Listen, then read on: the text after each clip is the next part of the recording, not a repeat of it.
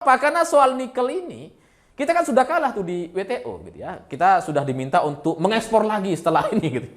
Tapi Pak Jokowi nggak mau gitu. Jadi hari ini Anies menampakkan dirinya gitu, seperti ingin menjadi presiden Indonesia, tapi bukan untuk melayani masyarakat, tapi untuk melayani Uni Eropa dan Amerika.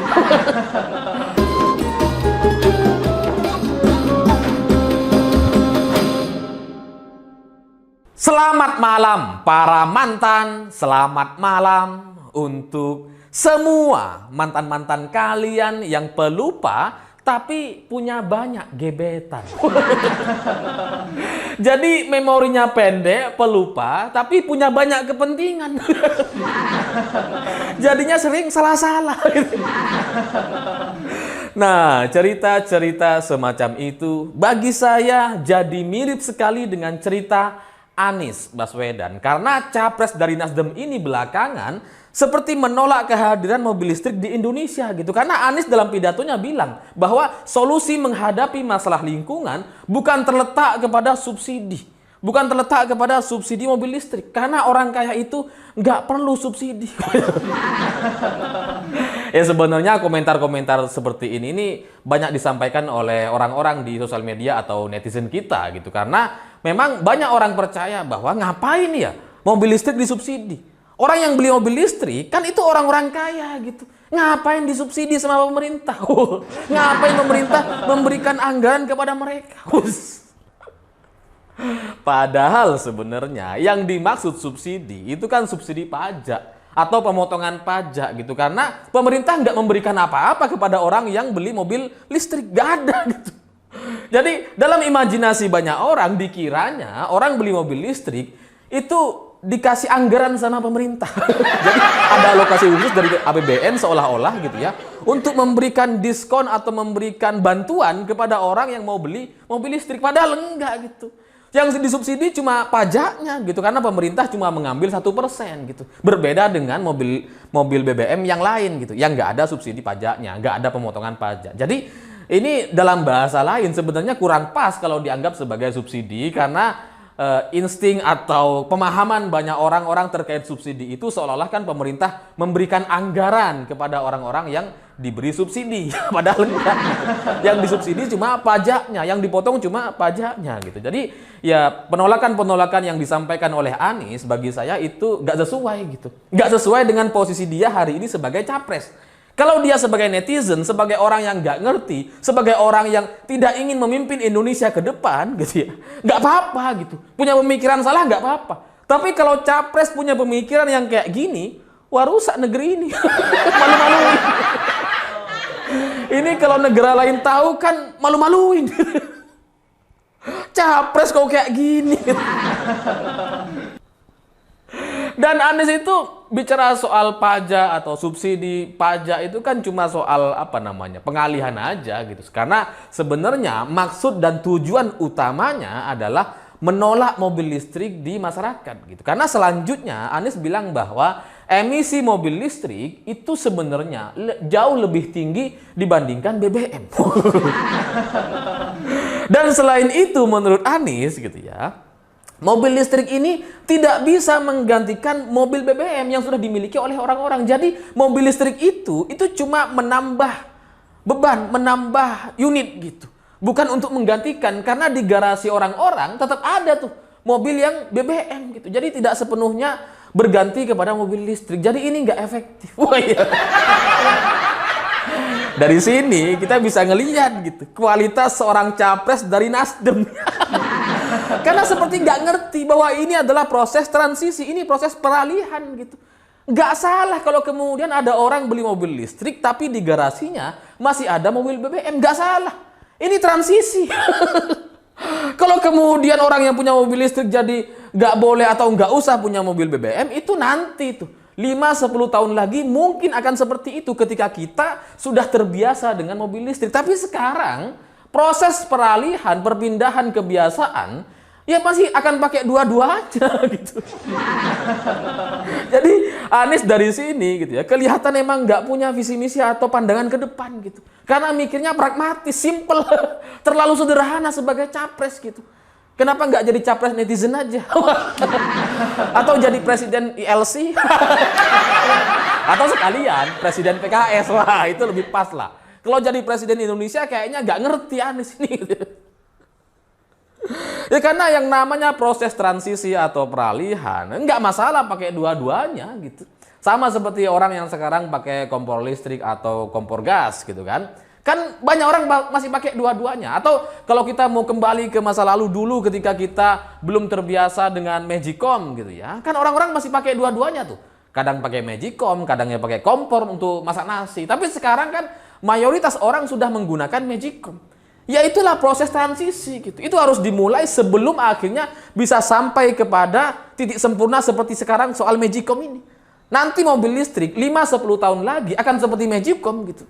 Maksudnya kebiasaan kita atau penerimaan kita kepada mobil listrik akan sama seperti kita menerima Magicom hari ini, kira-kira gitulah. Orang-orang sudah terbiasa pakai dan hampir semua orang pakai, bahwa kemudian masih ada yang pakai kompor gas, enggak masalah gitu.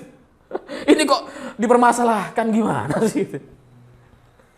Dan pemerintah hari ini sebenarnya kan juga melakukan sosialisasi atau kampanye kepada kompor listrik juga, nggak cuma mobil gitu ya. Ada juga motor listrik itu sekarang kalau di desa saya itu udah banyak tuh motor listrik, udah dijual banyak gitu ya. Kemudian kompor listrik juga ada dan PLN dari BUMN itu memberikan dukungan kepada masyarakat kalau mereka ingin menambah daya gitu ya dan mereka punya kompor listrik atau motor listrik atau kendaraan listrik gitu ya, itu PLN akan memberikan diskon atau potongan. Dan ini semuanya adalah satu kesatuan gitu, bentuk proses peralihan dari gas ke listrik, dari mobil BBM ke listrik.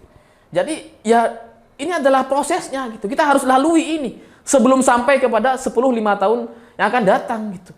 Kalau kita nggak mau lalui ini, proses transisi ini gitu ya, kita maunya berpikir idealis di mana semua orang yang punya mobil listrik gak usah punya mobil BBM gitu. Ya kita nggak akan pernah sampai ke sana. Ini proses. Makanya dulu kalau kita ngelihat Anies Baswedan dulu ketika dia jadi gubernur DKI, itu kan sebenarnya mendukung mobil listrik ini gitu ya. Dengan dia memberikan insentif juga kepada pajak bea balik nama. Jadi dibebaskan tuh di Jakarta, digratiskan gitu ya kalau punya mobil listrik. Kemudian mobil listrik di Jakarta itu juga dibebaskan dari ganjil genap gitu. Supaya apa? Ya supaya orang terbiasa, orang tertarik untuk pakai, untuk beli gitu.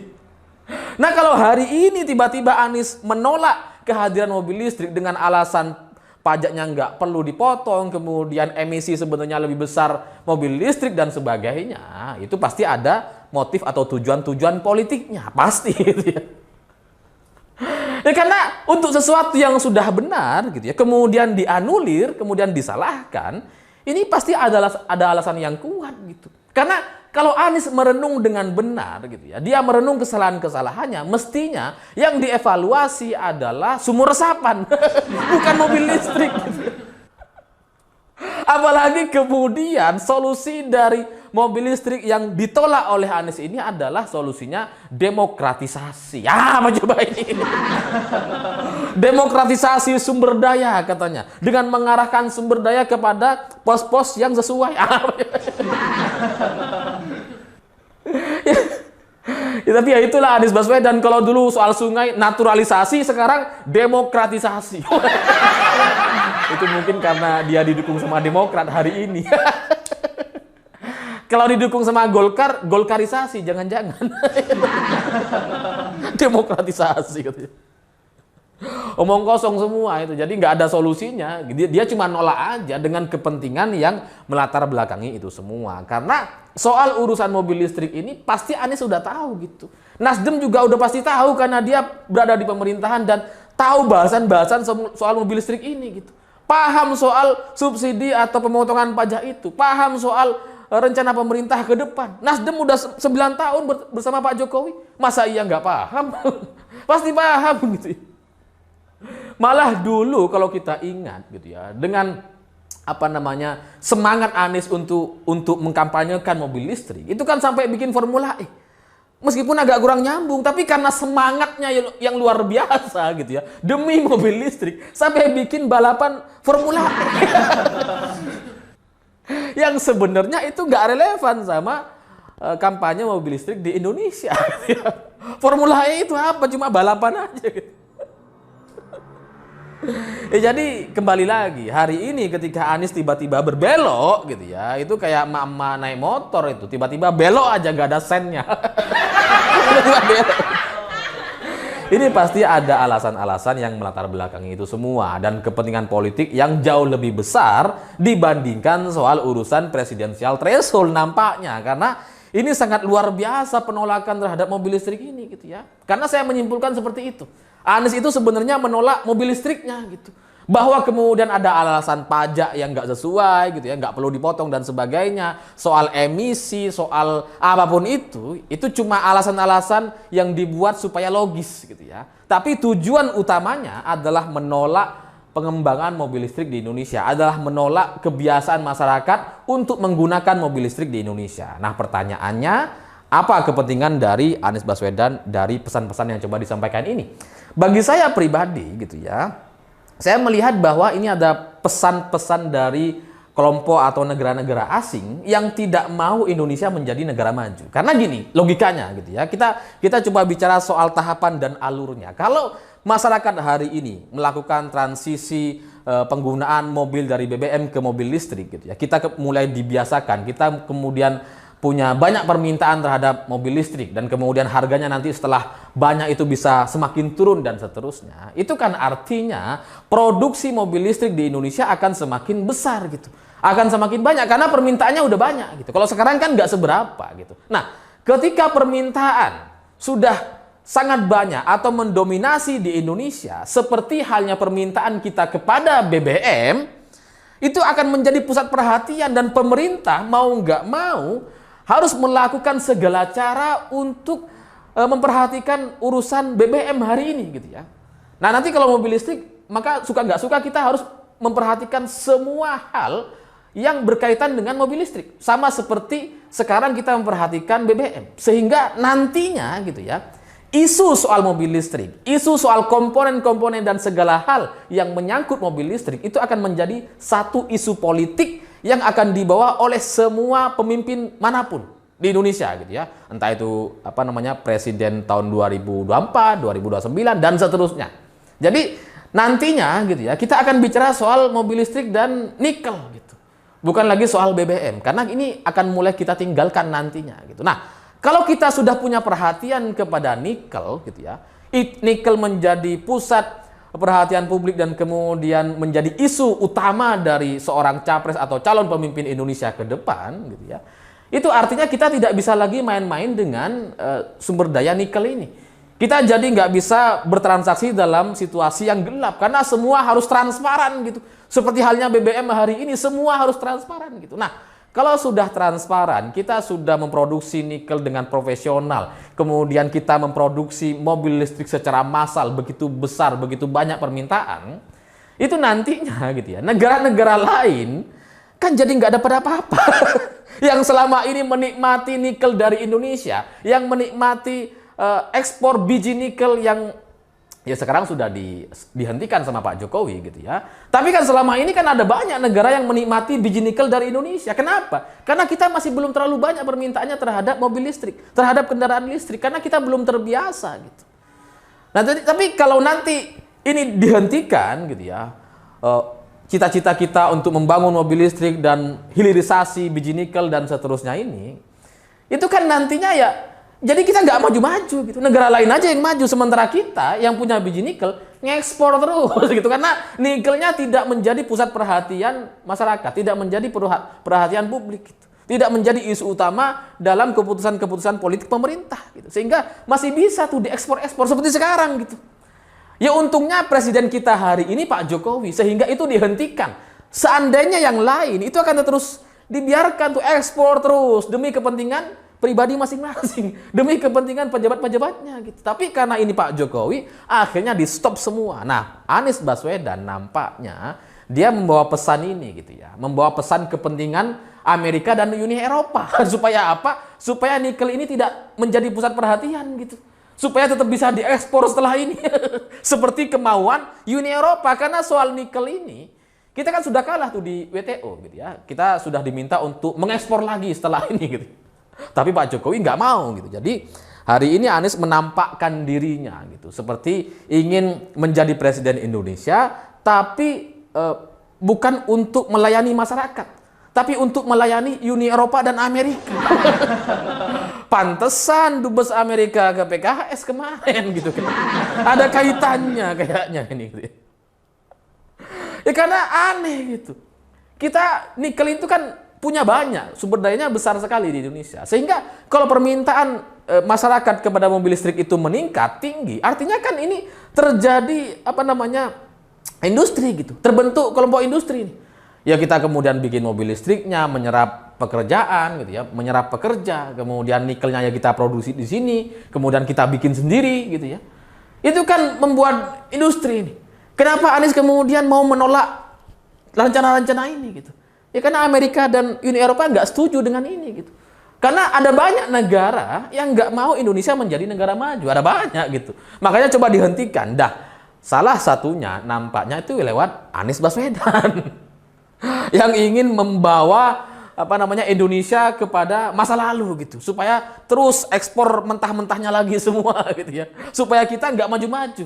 Kalaupun 5-10 tahun lagi nanti kemudian mobil listrik itu menjadi umum gitu ya, menjadi kebiasaan banyak orang di dunia dan kita akhirnya juga pakai mobil listrik, tapi kita jadi nggak punya hilirisasi, nggak punya produksi di sini gitu. Kita ngimpor-ngimpor lagi seperti sekarang ini, seperti mobil-mobil BBM gitu. Itu kan jadinya ya kita kapan majunya gitu. Ya tapi ya itulah Anies Baswedan gitu ya, dengan banyak kepentingan yang ada di belakang dia gitu ya. Itu akan semua dia akomodasi demi kepentingan pribadinya gitu. Karena nampaknya bukan dia pengen jadi presiden itu bukan untuk kesejahteraan kita, bukan untuk kemajuan Indonesia. Karena dia nampaknya nggak punya emosi ke arah sana gitu, nggak punya kebanggaan dan semangat untuk memajukan Indonesia. Ya ini buktinya gitu. Nggak mau dia maju gitu. Makanya mobil listrik itu udah nggak perlu aja itu mobil listrik gitu. Ya kalau kita berkaca kepada Jakarta, ngelihat Jakarta dulu gitu ya, kita bisa lihat gitu. Dengan kepentingan pribadinya, Anies itu nggak segan-segan gitu merusak jalan yang sudah benar. Jadi jalan yang mulus kemudian dilubang-lubangi itu. Cuma demi apa? Proyek gitu. Padahal sebenarnya nggak seberapa itu. Apalagi nanti kalau dia jadi presiden, naudzubillahi min dzalik. Itu anggaran kan ribuan triliun itu. Apa nggak tambah banyak ambisi-ambisi dia? Kalau lubang aja kalau jalan aja dilubangi, apalagi cuma soal nikel ini. Bisa diekspor terus sama Anies gitu ya. Supaya apa? Supaya Amerika dan Eropa semakin sejahtera. Urusan bangsa Indonesia, urusan nanti. Karena selamanya tidak akan pernah menjadi pusat perhatian Anies Baswedan. Saya pikir itu. Terima kasih sudah menonton. Begitulah kura-kura.